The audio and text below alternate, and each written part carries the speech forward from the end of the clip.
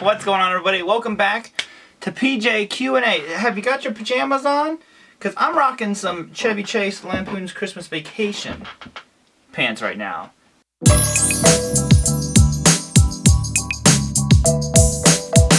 That's how legit it is. I mean, I hope you guys know the level of seriousness. Anyways, real quick before we get started, because like I said, I have a bunch of questions to get to from a previous Q&A. So what I'm going to do is I'm going to answer some questions from that Q&A. Like I said, there's like 40 some questions to be answered. And also, if you have questions, more recent ones, ask them down below, and I'm going to include some of those each week as well, because I have a few that I'm going to go from last week's PJ Q&A, and I'll just keep going that way. That way we can get current questions and the questions that I said I would answer before. So let's go ahead and get started. So question number 1 comes from Jeffrey. I'm so sorry, man. Brian? I think I'm probably going to butcher your name, buddy. But also, he said, do you recommend any books for intermediate advanced guitar players? One really good one, and I can't remember what it's called. This is like the best recommendation ever, right? It's called like Shred Guitar, but what it is it's all these, like, it's basically all classical. It's like neoclassical stuff. That was really, really good. That helped me. I mean, like, what was one? I'm trying to remember. I can't remember them.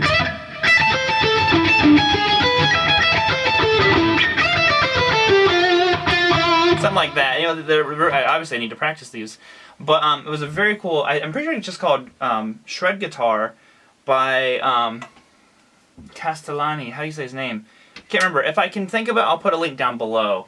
But that's not a good question to start with because I didn't answer it very good.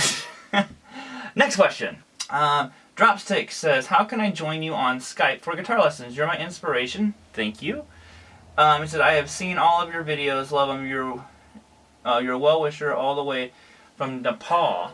You know, if anybody who ever wants to ask about, you know, Skype lessons and inquire about them, you can send me a message. I have links to all that stuff down below in all my videos. So always feel free to contact me on my email. If I have spots available, they're more than welcome to set up some lessons. And if not, I just have like a waiting list of people is all. So we can always try to get you fit in somewhere though. So the next one comes from the one and only Tony Fuentes. And then it says, Robert, will you ever or would you ever consider building your own project guitar someday? If so, what would it be? You have a guitar body, Strat style, Tele style, Firebird, the rest of them. What kind of neck pickups would you put in it? It would definitely be a Strat style. So it would definitely be that. It would have a maple neck, go figure, like everything I own is a maple neck. And it would be an HSS configuration. As far as pickups, I'm not real sure. I like the Area 67 DiMarzio, like single coils. I think those sound really good. And that's my phone. Oh, there it is. Oh, that is the Tone King, and before that it was Pixie Licks. Yeah, you know, and probably in the bridge, I'm not exactly like.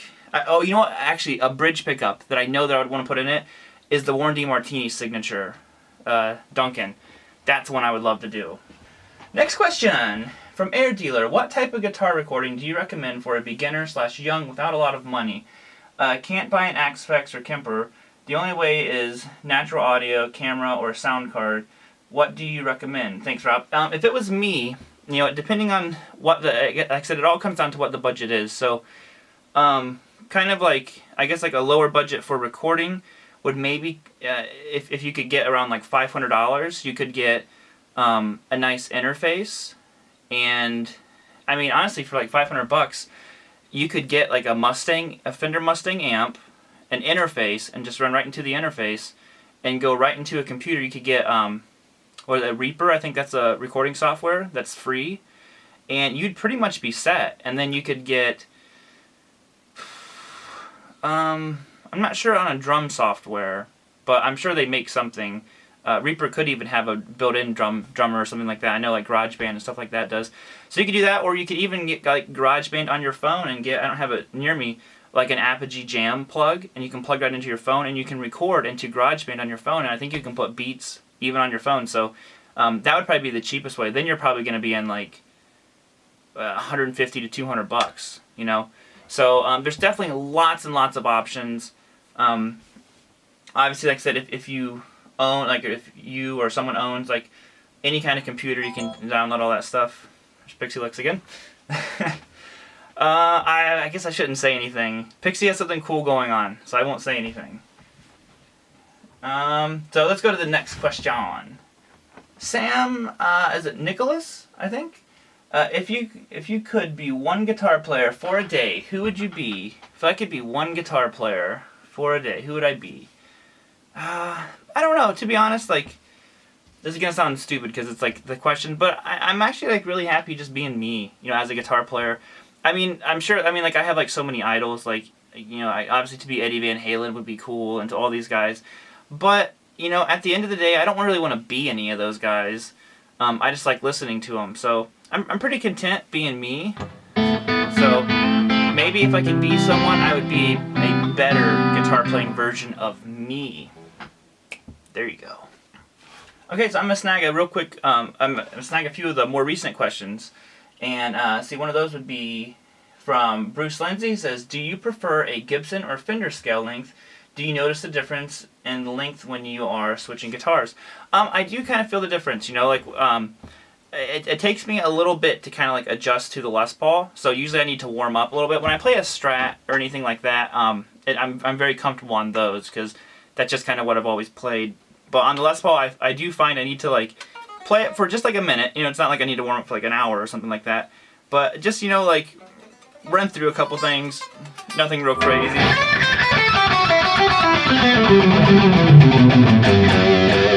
And if I do that, then I'm pretty much good. I don't know why, but it does kind of like mess with me a little bit for as far as like finger placement.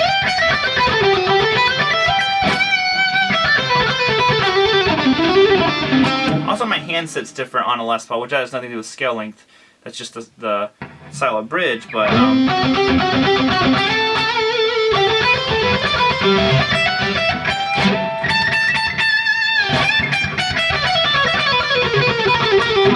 playing like crap today. Next question. From Robbie Johnson, he says, "Are you influenced by Guthrie Govan at all?" Or Govan, however you pronounce his last name. Not really, you know, to be honest. Like, I'm a humongous fan, so I'm sure to some degree I'm influenced because I've listened to a lot of him. But, I've never learned any of his stuff. If anybody in that kind of, like, fusion-y style has influenced me, it's certainly Greg Howe, who I think would have had to have had a big impact on someone like Guthrie, because he certainly has a lot of Greg's characteristics in his playing. Although I'm not sure, like, if they're, like, the same age, or I don't know how old Guthrie is. I don't know. But, you know, Greg Howe is someone in the fusion area that had a big impact on me. Like, all the licks, you know, the...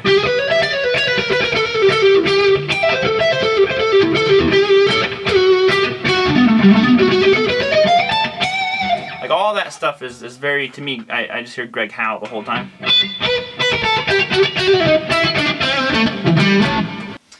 And the final one for the day is Head Units says, "Do I hear some Paul Gilbert influence?"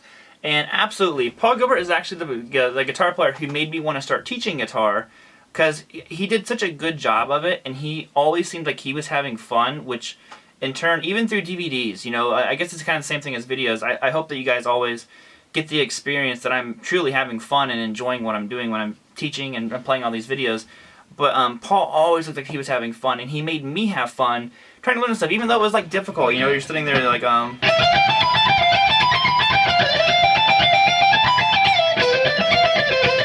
know, whatever. I can't remember some of the instructional licks anymore. I think that was one of them, or maybe it was. I think that was it. Something like that. But he always just made it look like he was having a blast, and it made me realize how much I enjoyed teaching, because I would show my friends some of the stuff I was working on, And that's kind of where the whole teacher thing came in. So lots of influence from Paul Gilbert, from the way I teach all the way to the way I play guitar. I mean, even like the licks, you know, like all that stuff. See if I can play it better.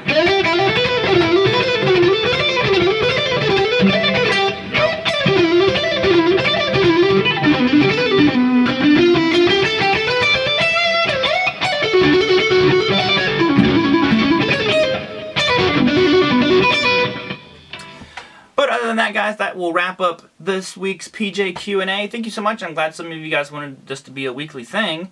And I guess I'll see you next Wednesday answering some more of your questions. Ask them down below. And until then, peace out, homies. Rock on. Play your guitar. Bend them strings. I'm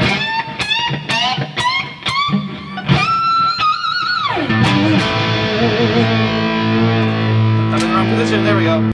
Okay, let's see if I can do it. The Joe Satriani squeal.